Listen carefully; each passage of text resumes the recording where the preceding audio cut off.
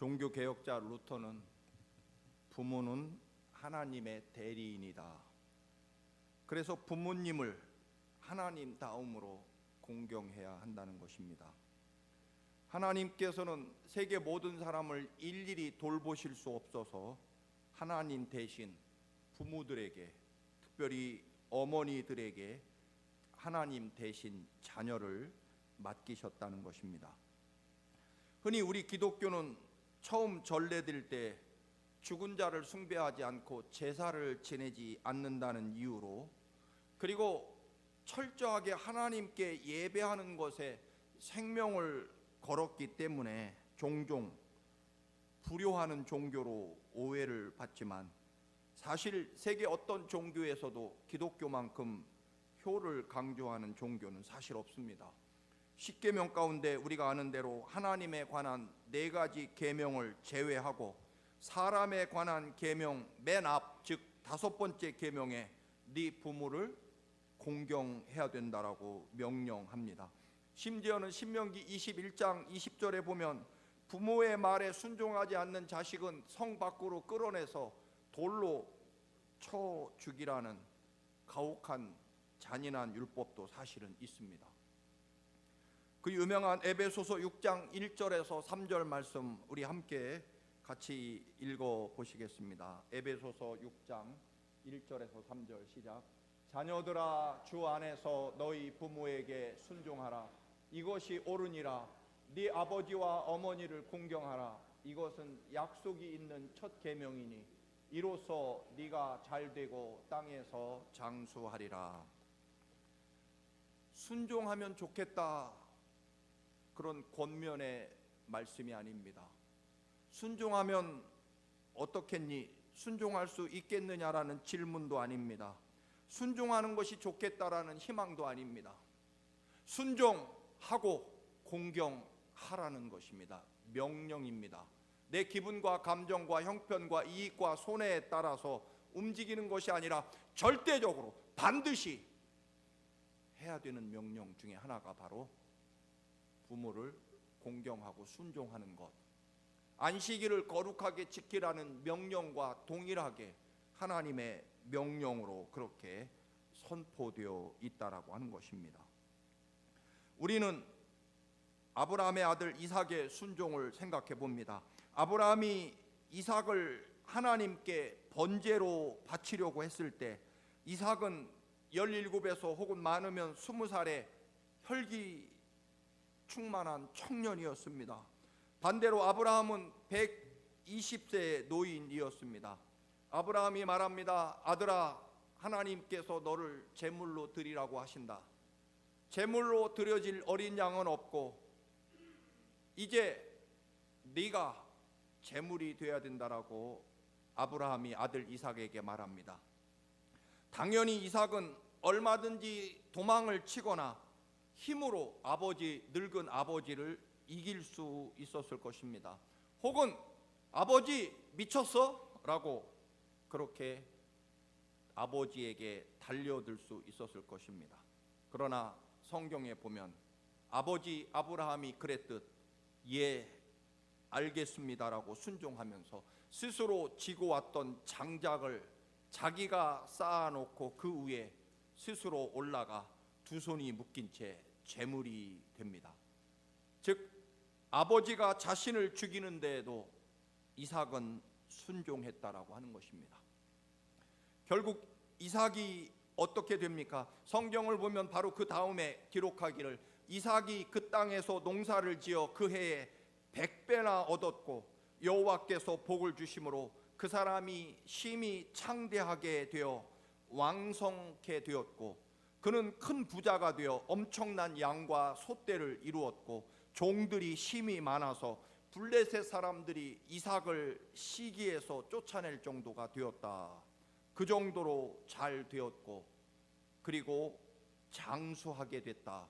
아버지 아브라함은 175세, 또 아들 야곱은 147세를 살았지만 이삭은 180세까지 장수하게 됩니다. 좀 전에 읽은 말씀, 네 부모를 공경하라. 그래 이것이 옳은 명령이다. 그래야 된다는 것입니다. 그러면 네가 땅에서 잘 되고, 그리고 약속을, 즉 그 약속이라는 것은 하나님의 축복과 생명과 구원의 약속이 들어있는 명령이기 때문에 그 약속이 반드시 이루어지고, 그래서 네가 잘 되고 이 땅에서 오래 사는 축복을 받게 될 것이라고 말씀합니다. 이삭이 그렇게 살아갑니다.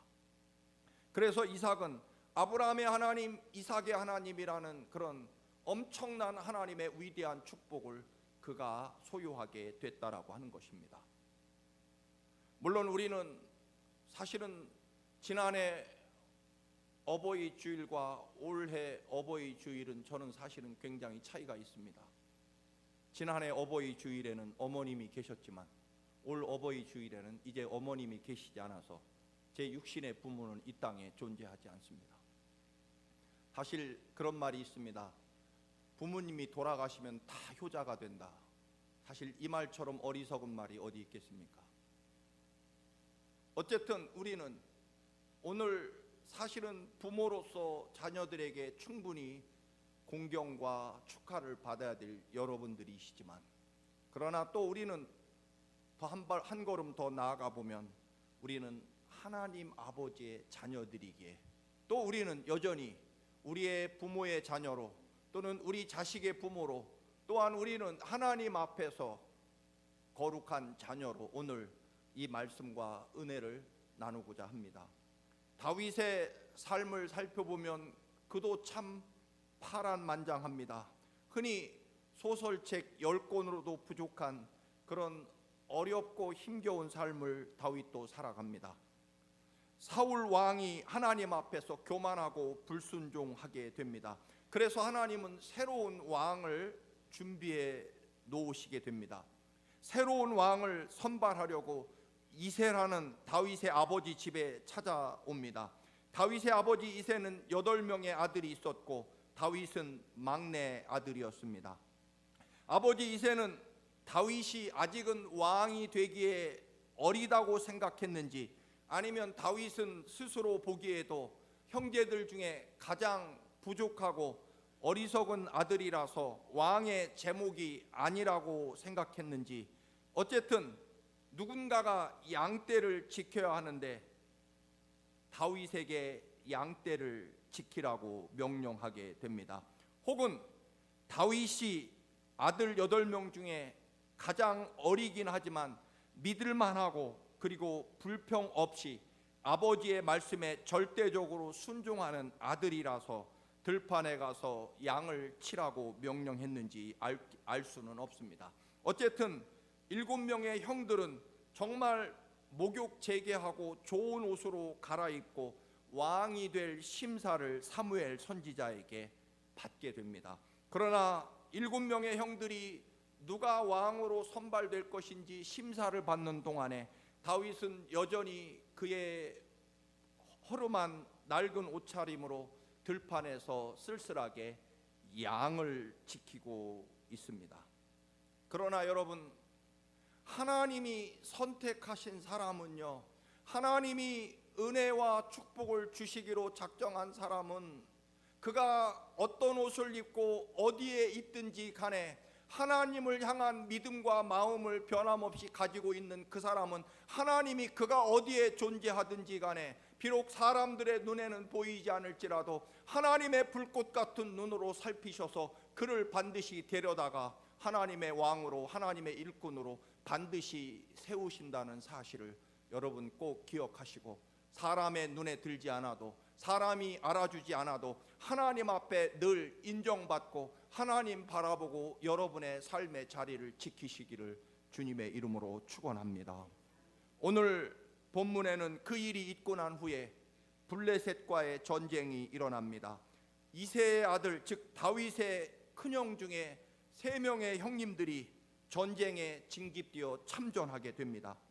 그런데 수십일이 지나도 혹은 수개월이 지나도 도무지 군대 간 아들이 소식이 없습니다.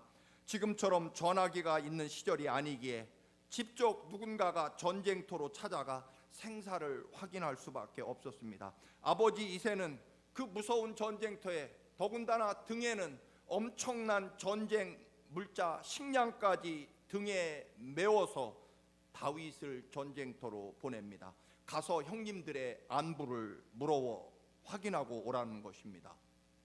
이때 다윗은요, 전쟁터에 가면 안 되는 이유를 두 가지를 들 수 있습니다. 첫째로 아까 말씀드린 대로 사무엘 선지자에게 다음번 왕으로 비밀리에 기름 부음을 받은 다윗입니다. 때문에 다음에 왕이 돼야 되기 때문에 전쟁에 나가서 죽으면 안 됩니다. 그래서 아버지에게, 아버지, 제가 다음번 왕이 될 사람인데 전쟁터 같은 위험한 곳에 가면 제가 죽을지 모릅니다. 저는 왕이 될 사람이기 때문에 전쟁터에 가면 안 됩니다라고 말할 수 있습니다. 다음으로 다윗의 형제는 8명이고 다윗이 막내이기 때문에 형님이 7이나 있었고요. 위에서부터 세 번째까지는 전쟁터에 나갔기 때문에 집안에 지금 4명의 형님들이 남아 있습니다. 그런데 왜 막내인 내가 그 위험한 전쟁터에 또 가야 됩니까? 4명의 형들은 도대체 무엇 하는데요? 라고 말할 수 있습니다. 그런데 아버지 이새는요, 막내 어린 다윗을 그 위험한 전쟁터에 무거운 짐을 지워서 내보내게 됩니다. 왜 그랬을까요? 아직 어린 녀석이니까 장가도 못 갔고 딸린 식구도 없으니 그래서 멀리 전쟁터에 보냈을까요? 그렇지 않을 것입니다. 8명의 아들 중에 그곳이 비록 죽음의 자리일지라도 이유 없이, 조건 없이 아버지의 명령에 절대로 순종하는 아들이 다윗이었기 때문일 것입니다. 여러분, 사실 착하면 손해 많이 보죠. 그리고 늘 바보 취급하고 그리고 늘 고초를 겪어야 될 때가 많습니다. 그러나 여러분, 다윗은 두말할 것도 없이 아버지의 말씀에 그도 예라고 말합니다. 아버지, 왜 나만 시켜요? 저희도 딸 둘을 키울 때 심부름 시키면 동생은 왜 나만 시켜? 언니는 왜 나만 시켜라고 그런 말을 종종 듣고 아이를 키웠습니다. 아버지, 왜 나만 미워하세요? 나는 죽어도 되는 자식입니까? 버린 자식입니까? 위에 형님들이 4명이나 있는데 남들은 막내 아들이라면 금이야 옥이야 눈에 넣어도 아프지 않다는데 왜 나만 이렇게 늘 왕이 될 때에는 양이나 치라고 하더니 전쟁터 죽을 자리엔 또 왜 나를 가장 먼저 전쟁터에 보내십니까? 나는 아버지에게는 도대체 누구입니까? 나는 죽어도 되는 버린 자식입니까? 아버지, 그래도 나는 장차 다음번 왕이 될 자식입니다. 그동안에 쌓아놓은 상처와 원한과 아픔을 이때 아버지에게 퍼부을 수 있을 것입니다. 아버지, 요즘 유행하는 아이들 말대로 아버지, 저한테 왜 이러세요? 라고 말할 수 있을 것입니다. 그러나 다윗은 그 많은 자기가 전쟁터에 가지 않아야 될 수많은 이유들이 있음에도 불구하고 예라고 말합니다. 아무 말 없이 순종합니다. 이유가 무엇일까요? 아버지의 명령이었기 때문일 것입니다. 억울하고 불공평하지만 왜 나만 죽어야 되는지, 왜 나만 희생해야 되는지, 왜 나는 늘 어렵고 힘든 일만 맡고 그리고 좋은 일은 왜 늘 형님들 차지가 돼야 되는지, 그런 불평과 억울함이 있었지만 이유는 오직 한 가지입니다. 아버지의 말씀이니까. 여러분, 네 부모에게 순종하고 부모를 공경하라는 명령 속에는 말씀드린 대로 이유와 원인과 또는 조건, 환경 그런 것 전혀 없습니다. 무조건 순종해야 된다는 뜻이 담겨 있습니다. 그래서 알 수 없는 길, 전쟁터로 다윗은 출발하게 됩니다. 물론 우리는 자라면서 또 우리 자녀들에게 부모로서 언제나 옳은 것은 아닙니다. 부모도 판단이 틀릴 때도 있고요, 잘못 생각할 때도 있고, 또한 잘못 계산할 때도 있습니다. 그러나 여러분, 그럼에도 불구하고 부모에게 순종해야 되는 것은요, 그게 맞고 옳은 길이라는 것입니다. 사실 부모가 틀릴 때가 얼마나 많습니까? 그래도 옳다는 것입니다. 왜 옳으냐면 하나님이 옳게 만들어 주신다는 것입니다. 왜 순종해야 되느냐면요, 옳고 그름은 비록 사람의 판단이고요, 하나님은 그 모든 것들을 합력하여, 즉 부모의 명령에 순종해서 가는 자식을 하나님이 책임지신다는 뜻입니다. 약속이 있는 계명이라는 뜻은요, 그래서 네가 잘 되고 그리고 장수하게 될 것이다. 억울하고 불공평한 그 길이지만 아버지의 명령이니 무조건 따라서 전쟁터로 갔습니다. 어떤 일이 일어납니까? 뒤에 바로 읽어보시면 그 블레셋의 거인 골리앗, 그 골리앗을 돌멩이로 쓰러뜨려서 일약 이스라엘의 위대한 영웅으로 다윗이, 그 이름이 온 나라에 퍼지게 되고 그는 비로소 이제 이스라엘의 진정한 지도자로 세움받게 되는 그런 길이었습니다. 알 수 없고 억울하고 원통한 아버지의 명령에 따라서 갔지만 하나님은 다윗의 그 순종을 하나님의 위대한 역사와 약속을 이루는 데 사용하신다는 뜻입니다. 아버지는 때로는 틀리지만, 어머니는 때로는 틀리지만, 그래도 순종하고 나가면 그 순종을 하나님이 사용하셔서 하나님 나라의 역사로 사용하시고 바꾸시겠다는 뜻입니다. 사실 이스라엘의 첫 번째 왕인 사울 왕도 아버지가 집 나간 당나귀를 찾아오라고 명령합니다. 우리가 알다시피 이스라엘은 사막 광야 나라이기 때문에 나귀가 동서남북 어디로 튈지 알 수 없는 짐승 아닙니까? 말 그대로 당나귀 아닙니까? 사울도요, 아버지에게 항의할 수 있습니다. 아버지, 나귀가 말 그대로 나귀 아닙니까? 어디로 도망칠지 알 길 없는, 이스라엘은 광야라서 동서남북 지 가고 싶은 대로 가는 짐승을 어디 가서 찾습니까? 때 되면 돌아오든지 아니면 늑대에게 잡혀 먹어서 죽든지, 세상의 동서남북 어디 가서 나귀를 찾을 수 있습니까? 그렇게 아버지에게 합리적이고 이성적으로 말할 수 있을 것입니다. 사실 집 나간 나귀를 어디 가서 찾습니까? 우리나라는 사실 산이 사방으로 둘러싸여 있어서 뭐 잃어버린 소나 나귀를 찾을 길이 있겠지만 이스라엘은 그렇지 않습니다. 그러나 사울은 예라고 말합니다. 그리고 그 나귀를 찾아서 온 광야를 헤매고 다닙니다. 동쪽이든 남쪽이든 북쪽이든 그저 발길 닿는 대로 나귀를 찾으러 다닙니다. 사흘간 식량이 떨어지고 물이 떨어질 때까지 찾으러 다닙니다. 그런데 여러분, 어떤 일이 일어납니까? 잃어버린 나귀를 찾아오라는 아버지의 그 합리적이지 못한 명령에 순종하러 간 길이요, 사무엘 선지자를 만나 이스라엘의 첫 번째 왕으로 기름 부음 받는 일이 나귀 찾으러 갔던 일에서 발생하게 됩니다. 요셉도 마찬가지입니다. 아버지가 또 심부름을 보내죠. 여러분, 위대한 사람들은요, 아버지의 심부름 갔다가 다 하나님의 위대한 쓰임을 받게 됩니다. 요셉 역시 형들이 멀리 양을 치러 갔는데 소식이 없자 아버지 야곱이 막내 그 귀한 아들 요셉에게 하는 수 없이, 얘야, 형님들이 어떻게 지내는지 좀 가서 보고 오너라. 그래서 요셉이 출발을 하려고 합니다. 아마 요셉도 그런 말을 했을지 하면 할 수 있었을 것입니다. 아버지, 배다른 형님들이 저를 얼마나 미워합니까? 저 거기 갔다가 형들에게 맞아 죽을지 모릅니다. 아마 그렇게 얘기했으면 그 금이야 오기야 키우는 요셉이 그렇게 말하면 아버지 야곱이 그래, 그렇구나, 가지 말라, 그렇게 명을 거두어 주었을지 모릅니다.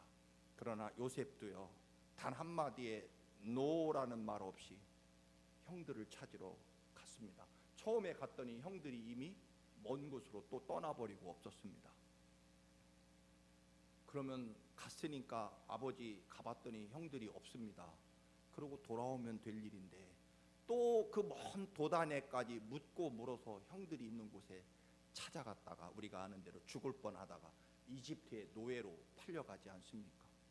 그러나 여러분, 이 길은요 이스라엘 민족의 위대한 하나님의 구원의 역사를 이루는 그런 이집트의 총리가 되는 길이었다라고 하는 것입니다.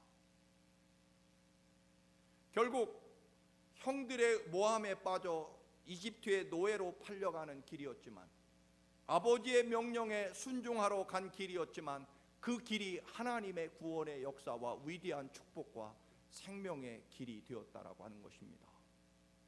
여러분, 물론 우리가 아까 말씀드린 대로 하나님의 자녀입니다.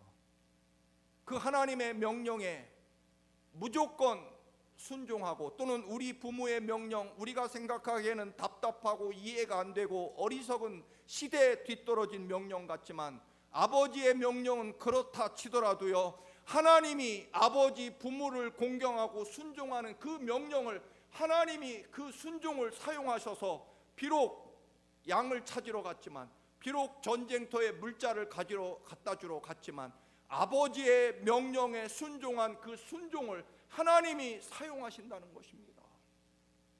그래서 하나님의 나라의 역사로 그렇게 위대한 하나님의 구원의 일꾼들로 하나님이 아버지 부모님의 명령에 순종하는 길을 바꾸어 주신다라고 하는 것입니다. 이방 여인이었던, 유대인이 아니었던 룻도 마찬가지입니다. 비록 이방 여인이었지만 시아버지 죽고 남편 죽은 비참한 삶 속에서 시어머니 나오미는 며느리를 아끼는 마음에, 얘야 너는 참 훌륭하고 좋은 며느리다, 이제 희망 없는 이 시어머니를 떠나서 친정으로 가서 좋은 남편 만나서 네 젊은 인생 새롭게 출발하거라. 룻이 뭐라고 말합니까? 그 진심 어린 시어머니의 권면에도 불구하고, 어머니, 만일 제가 죽는 일 외에 어머니를 떠난다면 여호와께서 저에게 벌을 내리실 것입니다. 제가 어머니를 죽는 일 외에 떠난다면 하나님이 제게 저주를 내리셔도 됩니다. 이제부터 어머니의 하나님은 나의 하나님이 되십니다. 이방 여인이 이렇게 희망 없는, 미래가 없는 비참한 시어머니를 끝까지 따라가고 그의 옷자락을 붙잡았습니다. 그런데 이 일은요, 인간적으로 시어머니에게 도리를 다하겠다는 인간의 그런 도리였지만, 하나님은요 그것을 우리가 아는 대로 사용하셔서 이 룻의 그 처절한 순종과 믿음을 사용하셔서, 비록 이방 유대인이 아니었지만 그녀는 보아스와 결혼해서 이스라엘 역사의 가장 위대한 사람 다윗 왕의 증조 할머니가 되고요, 우리가 아는 대로 예수님의 구세주의 조상으로 당당히 그 이름이, 예수님의 족보에 그 이름이 오르게 됩니다. 여러분, 마지막 이야기도 있습니다. 노아 시대 하나님이 100년 후에 홍수로 세상을 멸망시킬 터이니 배를 만들라고 하나님이 노아에게 명령합니다. 노아의 세 아들은 사실은 세상 사람 모두가 비웃고 조롱하고 미쳤다라고 말하는 아버지 노아의 명령에 세 아들도 말없이 따릅니다.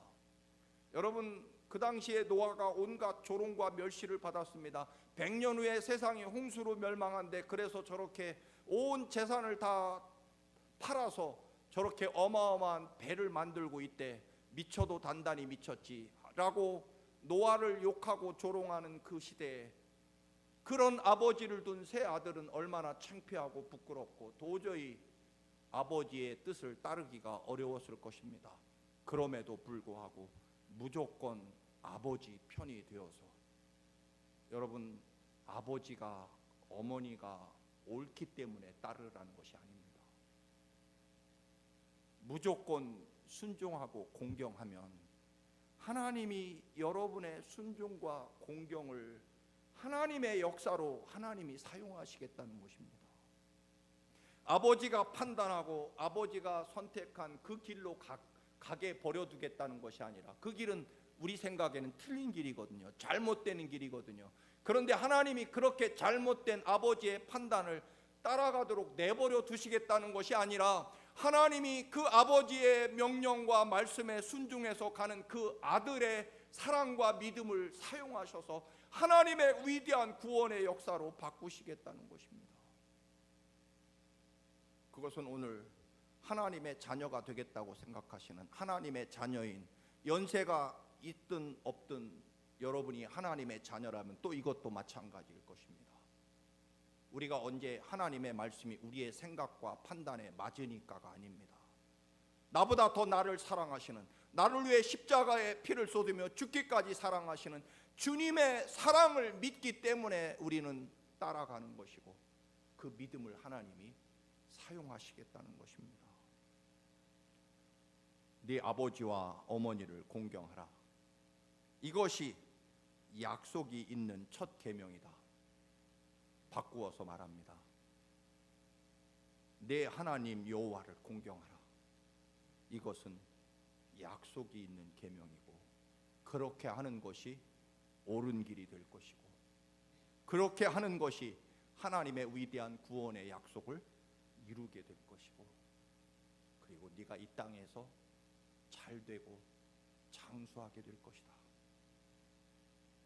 이해할 수 없고 도저히 받아들일 수 없는 아버지의 명령에 순종한 이삭, 심지어는 제단 위에 제물로 드려지는 명령에도 순종한 이삭, 또는 전쟁터에 왕이 될 때는 제외시키더니 죽을 자리에 보내는 아버지 이새의 명령에 순종한 다윗,